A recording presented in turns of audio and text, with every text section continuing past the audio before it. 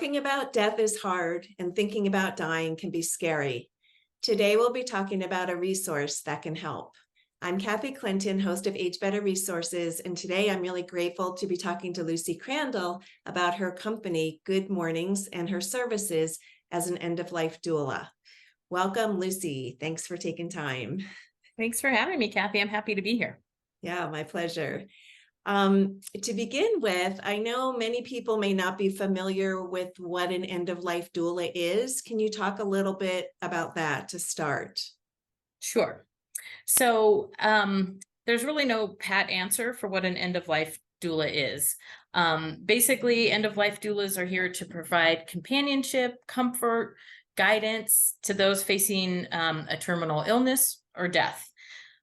Folks can hook up with a doula at any time in the lifespan because a lot of what we do is we help folks prepare for death. And I know that's not a fun topic to talk about, but everything else in life we plan for. Every big event in our life, we make a plan, and sometimes it's years long that we're making this plan. And when it comes to dying, we typically don't have a plan. And so that's really what a doula brings to the table, so to speak, is the guidance, the support, the resources to really help folks make a plan for their final journey, whatever that looks like, whether it's legal documents and paperwork, whether it's planning a funeral, whether it's putting trusts and financial things in order, whether it's making sure you're having the right conversations with your family about what your wishes are.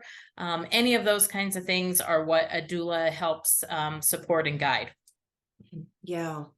Yeah, and you're right. So many people don't do any planning for this. And then we've both seen situations where people are reach that point and the family's fractured, or they're receiving life-sustaining treatment that maybe is impacting their quality of life in a negative way. And there's really been no thought given to it. So I think that's what I find so much with families is that because we don't have a plan, we get to a point where now we're in a crisis mode because death has become imminent and there's been nothing to put in place. There have been no conversations had.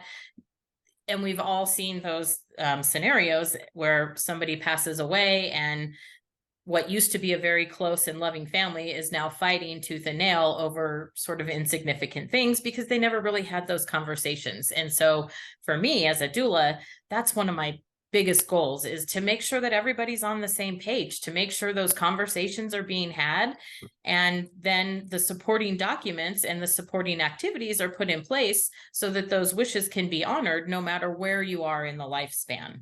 I have a good friend who's an attorney, and he once said, leave a plan, not a mess. And I just see family after family leaving a mess versus a plan. And death is hard enough to have to deal with and accept, but to have to deal with all the logistics and all the cleanup and all of that stuff too, it just doesn't have to have. We can just do better. And a doula really can help you find ways to do better and, make that crisis not quite so bad. Yeah. Yeah. As you were talking, I was thinking that I think a lot of times people are afraid to talk about dying or death, especially if somebody's ill, because it's sort of taken as giving up, or that somehow that conversation might hurry up the death, as opposed to just having a conversation about how you'd like, this last period to be. Right. And a lot of it is, having the conversation, making sure what resources are available. And then amongst those resources, what the outcome's going to be. Is further treatment the best option? Is going home the best option? There's so many different things to explore, but without conversations, without resources and research, how do you know what those are? And so, like I said, a doula can just kind of help bring the levels down so that folks can really focus on what those resources are and what their best choices are so that they can put their plan in place and just, make it a little bit easier on everyone. Mm-hmm. Yeah. Hopefully. Yeah, hopefully. I would think too, another thought that came up was it could help people know what types of questions to ask their healthcare provider, especially about treatment. What is the likelihood this really will help? What is the potential various outcomes? What if we do nothing? I don't think people typically ask those questions. And unless they're Yes. asked, I don't think they're addressed. And a lot of times doctors don't address that because the doctor's job is to cure. The doctor's job is to fix. And that's what most doctors, when you go to them with your various illnesses, they're there to fix it. Mhm. And a lot of times fixing it means less quality of life. And if you don't know, like you just said, what questions to ask or sort of what things to think through, how would you ever know that? And so many people hear what their doctor says and don't question it. And they just say, yes, let's take that pill, or yes, let's inject that, whatever. And maybe that's not the best course of action. So, and just because you talk to your doctor about it doesn't mean it's going to be your end all be all option. It's just finding out what's available,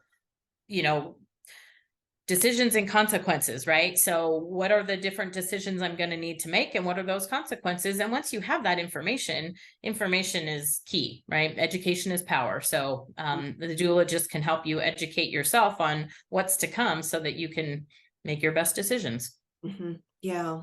Yeah.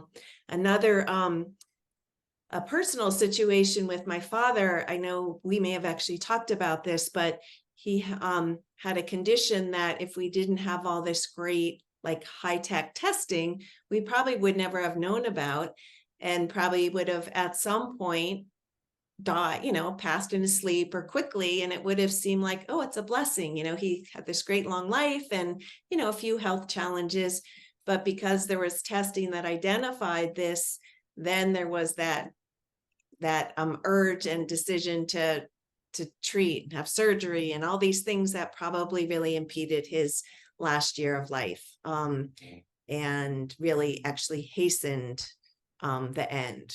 Yeah. And we've sort of gotten ourselves into this with our Western philosophies and Western medicine and all of that stuff. And I mean, I was just in a talk about ageism the other day, but it's all about anti-aging. None of us want to get old, because what does that mean? It means we're one step closer to death. And so we want to do everything possible to fight that. And maybe it's just not always the right situation. Maybe it is, but maybe it isn't. And sometimes that's where we're at is, quality over quantity, and deciding where that line is for you. And it's not the same line for everyone by any means, but that's one of the things that a doula can really help facilitate, is just having those conversations and processing all of that information with a patient, with a family, so that, like I said, they can make their best decisions. So Right. it's Yeah. just about education. Mm-hmm. Yeah. Well, I know that you have worked with seniors and their families over many, many years. So what was it that prompted you to move into this area of work? It's been honestly, an adult life calling. Those of you that remember the case, the Terry Schiavo case back in, I think it was the early 90s, that was kind of where things really started. And I didn't know that's where they started, hindsight's everything, but that case really affected me. And it was because it was two families now fighting over whether this person should live or die. And like, that shouldn't be either one of their choices. That should have been her choice. And she probably had a say in that when she could have said it. So, and she was young. They were in their 30s, I think, when she had a heart attack or a stroke or something that debilitated her. So anyway, that's where it started. And then there was just a few things in my own personal life, with my grandparents passing and my parents passing, that just weren't right. Wishes weren't being honored, conversations weren't had, documents were not in place. And my grandparents and my parents all left a big, huge mess. And that like I said, it's always been in there. And it just made me realize that we can do better, and we can do better at dying. We can, just like we can do better at everything else, we can also do better at dying. And people need to talk about it. It's not a comfortable subject, but it's something that needs to be talked about. And I just got an invitation to a webinar that's called exactly that. Just because we talk about it doesn't mean it's going to happen, right? We can talk about it and it still won't hasten it or alleviate it, but it might just make things a little bit easier as that time comes. And really, that's the goal, is to make it easier so that everybody involved can just, take a breath and process the loss of their loved one versus having to deal with the inertia and the details and the oh my goshes. It's just, being able to have a peaceful passing versus a chaotic, oh my gosh, crisis passing. Yeah. Well, and I think too that if people are having kind of honest conversations, I know sometimes that person living with a terminal illness or who somebody may know that they don't have much time left, and people around them might be saying, oh no, you're going to be fine, or you're going to get better. And it doesn't allow for some of the conversations that might be really uplifting and maybe resolve some old things, or just things that you Yes. might want to say that you haven't said. Just Yes. like it Yep. eliminates that opportunity. And we all know sometimes with a mediator, those conversations are a little bit easier to have. You feel like you're in a little bit safer space. You have the support. And that's, again, what a doula can bring to that conversation.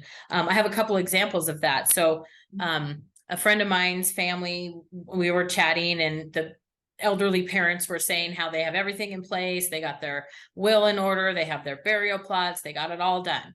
And I said, that's great. You're leaps and bounds ahead of most people. And I said, what about medical treatment at the end of life? And all of their faces went blank, because that was one thing they had not thought about. And they have 4 kids. And I can easily see how those 4 kids may have a difference of opinion if those parents are now incapacitated in some way. So it's an important conversation. Like, that's the other piece of the puzzle. They've talked about the financial, they talked about the, sort of logistics of things with the burial plot and the church and the cemetery and all that stuff. But what if their passing isn't quick and easy and they have to make decisions now? Do we put a tube in? Do we not put a tube in? Is there a DNR? Is there not a DNR? There's a lot of other things to think about before you check off, I'm done with my end of life planning. Maybe there are a few things, and that's definitely a conversation that family needs to have with all of the kids and the parents while they can still have that conversation, so that when that time comes that, mom's now on life support, who's making that decision? Yeah. Mom already made it. We don't need to worry about that. So Right. that's my goal, is to have those conversations ahead of time. Well, and that would also give family peace of mind too, if they then wonder, oh, did I do the right thing? Or, feel guilty that, yeah. And really, by extension, that education piece is so important, because somebody young could get, I've talked to our sons, you could get in a car, or at least one of my sons, you could get in a car accident tomorrow. What would your preference be? Right. I mean, any one of us at any age can get hit by the proverbial bus, right? Any one of us at any age can be diagnosed with something horrific. It's never too late, and it's never too early to start your end of life planning. And, like I said, it can be as simple as just starting with a few conversations and a couple of simple documents in the way of powers of attorney. And, just those few things can make a really big difference when that time comes. Yeah. So it's really besides the planning and documentation and all of that, it's also about how you want to live whenever that end of your life is coming. Yeah. Right. Yep. And making sure the right people are on board to honor those decisions. I have a pretty solid plan for my end of life planning, and who I thought my person was going to be my POA, and to make sure that my wishes were going to be honored. I'm realizing it's actually not my person, because my beliefs and her beliefs do not align, and she would not be comfortable helping me follow through on what my wishes are. And so while she would be there to support it, she is not the one to execute it, because it goes against a lot of her ingrained beliefs and her religious beliefs and everything else. So while I want her there by my side, she's not my person. And so now I've had to, take a readjustment based on what I want, to make sure that I have the right people to see that through. So, it's just those kinds of little things. And I didn't even think about that until we started having that conversation. And she was like, oh no, I won't do that for you. Oh, okay, then let's rethink some things. So, it's having that conversation. If that wouldn't have come up, I would have never known that. And where would I have been, at the end of my days? So, just talk. That's it. Like, talk. It's free. It's easy. You can do it anywhere. Right. Yeah. So that's almost, I know of people that have appointed somebody and didn't even tell them. like as their Right. medical and financial POA. So then certainly they didn't, or presumably didn't have any kind of conversation like that. Right. Right. Mhm. Right. Yeah. So, just things to think about, just things to consider. It's not something that you have to do tomorrow. I Mhm. recommend it, but Mhm. it's, advanced, um, not advanced. I guess your long-term care planning, your end of life planning, it's a process. It's not an event. It's a marathon, right? It's Mhm. something that evolves over time. It's something that you think about, you put into place. Every year you review it to make sure it's still what you want. Things change, right? Life changes. Life hits us with things and we're like, gosh, maybe I do want to be a DNR now. Mhm. So you got to review it every now and again. You got to make sure it's still what your wishes are. And again, all of that comes back to just having those conversations. Maybe it's a conversation with yourself, but Mhm. there's other people involved and you got to include them in that conversation. Mhm.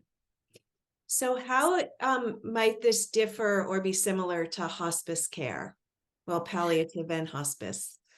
Well, hospice is medical, Mhm. doulas are not. And that's really the biggest difference. For me, and everybody's going to have their own opinion on these things, but for me, a doula really can complement any kind of hospice care. If somebody comes to me and their days are limited, and they don't have a hospice agency, that's the first thing I'm going to recommend is having that additional medical support for Mhm. the end of your life, because everybody needs that. So a doula can come in and sort of fill in the holes that hospice can't. Yes, hospice is going to send out a chaplain and a social worker to do some of these things, but they're a little bit limited because they come out and they do their visits. A doula can come out and stay a lot longer. A doula can have those conversations with the whole family, really help process things. A doula can be there for hours at the end of life to hold hands and give family a break. A lot of these things aren't typical services that hospice is going to provide. So it's just, for me, it's just another layer on top of the hospice care that you're going to get at the end of your life, which really is medical care. And the more regulated that, and this is another soapbox I won't go too far into, but of course, the more regulated that it is, Mhm. the more their hands are going to be tied and the more limited their visits are going to be, just like with any other kind of medical care. Once insurance and regulations and all of that get involved, Mhm. hands tend to be tied. And so a doula can, our hands are not tied by any sort of regulations or anything else. And so we really can be there to be that support system, for not only the folk that's dying, but the family as well. Mhm. Yeah. Yeah. I was talking to a client of mine recently who does not have family or children. She has no family.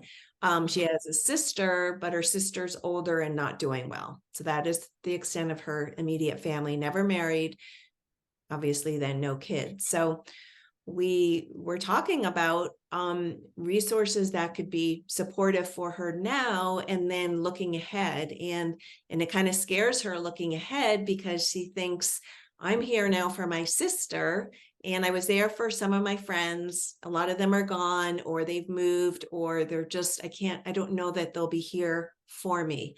And that's a scary thought. So Yes. we were talking a little bit about the type of services an end of life doula could provide should somebody be in a position where, I mean, she has everything organized. She's very plan ahead kind of person, but the thought of not having somebody there with her, if something isn't immediate, is probably the thing that I think really worries her the most. Yeah. And Nobody that's wants to be alone. no. And that's where services like somebody like you, a hospice chaplain, cannot just hang out in someone's house unless they decide as a volunteer to come later. Right. Yeah, so that could be really Yep. supportive. And there are doulas that specifically focus on that, end of life, the very end of life care. And Mhm. that's all they do. And there's doulas that are in the prisons that sit by folks that don't have anybody else, that end up in long-term care facilities, sitting bedside with folks that don't have anybody else. Most of us doulas really feel pretty strongly that no one should die alone. And if we can be there to hold that hand, while they go, that's, an honor, a privilege. Like, that's the ultimate goal, for a lot of us doulas. And the beauty is, because we're sort of all like-minded that way. A lot of us do have networks. So if we do have somebody like your friend that really doesn't have anybody else, we can build a network of doulas so that she does have somebody 24/7 the whole time, for those sort of final hours and things like that. So, a lot of us will work together and contract out with each other so that we can build that supportive network for somebody in those final, whatever it is, hours, minutes, that kind of thing. Yeah. Yeah, that's great. Yeah. Um, And really, I mean, even to give the family some respite during that time, you can yes. hire a doula to come in and sit Mhm, with your loved one for a few hours while the family goes and naps or mhm, plans the funeral or looks at pictures for the memorial, whatever it's going to be, mhm. to Right, have your own right. time. So, yeah, it's, Yeah. And we all know sometimes you don't know how long somebody has. And so, um, and if there's two other people, they do need to sleep. They do have to take care of themselves also. So yeah, yeah, that's, yep, I really thought about that. yeah. Um, and I think there's different names that people might people that provide this service might go by, like a end of life coach or a death doula, a death coach. Is it all pretty much the same? It is, I mean, unfortunately, it's not a service that's really regulated at this point. So, folks can kind of call themselves whatever they want. I think the reason there is so many names is that we're trying to figure out how we can say it without people going, ugh. Right. So, Right. for years I told my friends I wanted to be a death coach and they said, "Oh, no, no, you can't say that." And I'm like, "But that's what it is. And that's what I want to do. Like, we just need to do better." And Mhm. how do you do better? You get a coach and a coach helps you do better. So that's what Right. I want to do. So end of life doula maybe seems a little bit, softer and easier. Whatever. For me, I don't care what you call me, just Yeah. call me. Yes. Yeah. That's perfect. Right. If Yes. you can remove a little bit of resistance so you can help somebody, then yeah, that's huge. Yeah. Yeah. I Yeah. think we grew up with a family friend who was very involved a long time ago in bringing hospice to this country. He had been over in Holland working. He's in publishing, and that whole end of life was viewed and handled so differently, and hospice was everywhere. And so we grew up around that and talking about it. And I think it really impacted the way, like, my father's end of life, despite seeking that surgery, once it was clear, okay, yeah, he was real clear about his wishes and how he wanted things done, and took care of really everything to kind of relieve us of having to decide and make decisions and all of that. And I think that influence really helped. Um, and Mhm. I think a lot of people haven't even had that exposure. Even though hospice now has been around quite a while, there's still resistance to any of this, unfortunately. So, and I Yes. think understanding the distinction between hospice being medical and what you can provide is really important, because there might be some confusion there. Yeah. Yeah. Yeah. Yeah. Yeah.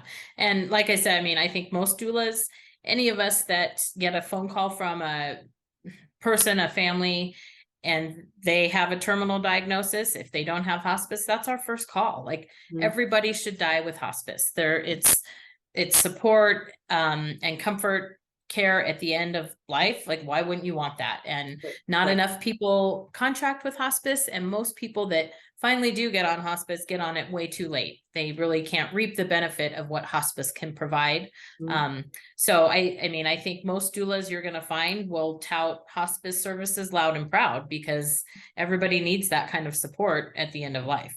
Mhm. Well, and for the medical aspect of the pain control and mitigation, just that piece can be huge. Mm.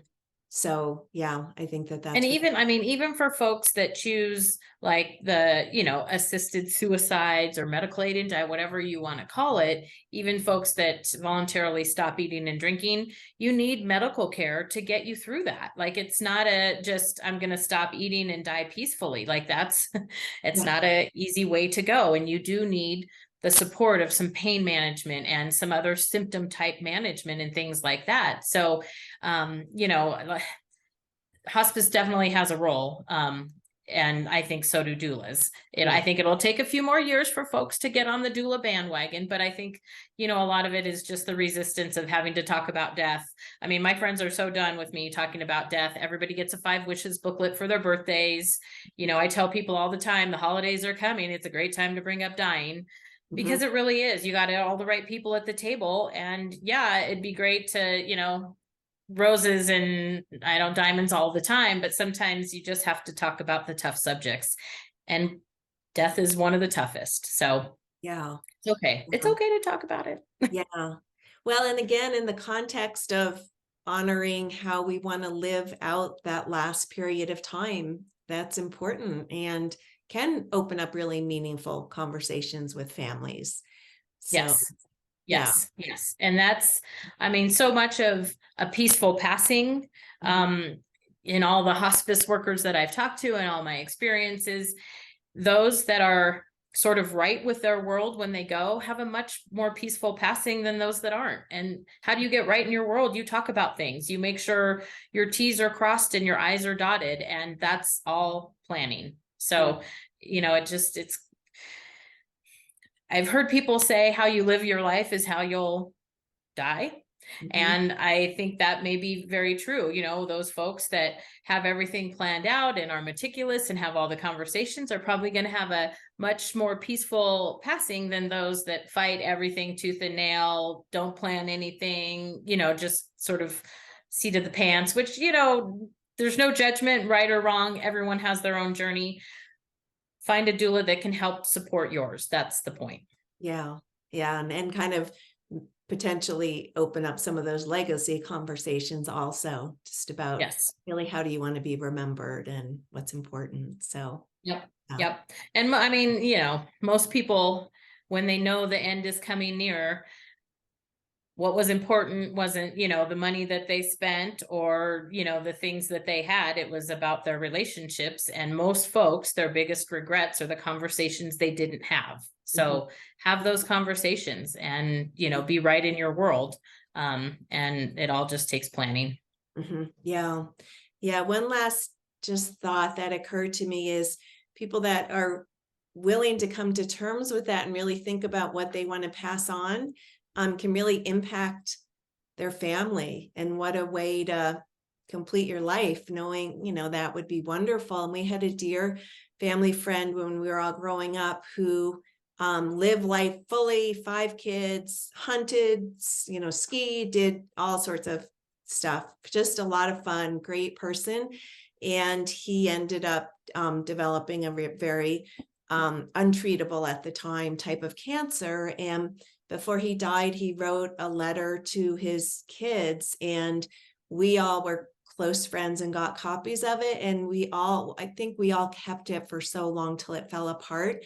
But it was really about what's important, how to live your life, things like, be humble, but not subservient. And, just so many meaningful things. Like he just impacted all of our lives because he was willing to face that his time was coming to an end. So, Yeah. yeah. So I think opening up that opportunity for people is huge. So, Yeah. Yep. Yep. And a lot of doulas sort of focus on that legacy work, in helping people, figure out what their legacy is and what they want to pass on to their families and their loved ones, about their life. And I think there's so many things in people's lives that just go unnoticed because it's just part of life, but it tends to be some people's legacies, whether it's, cooking the turkey in just the right way, or, just the little things that have been handed down from generation to generation, being able to memorialize those and keep them going from generation to generation. If they're not talked about, if they're not written down, they're going to get lost. And, everybody needs grandma's turkey recipe. So, again, it's having the meaningful conversations, along the way, but certainly as the end of days comes nearer. Yeah, I love that. Yeah. Well, thank you so much. Is there any last thought? And then I'd like you to share how people could reach out to you if they want to learn more.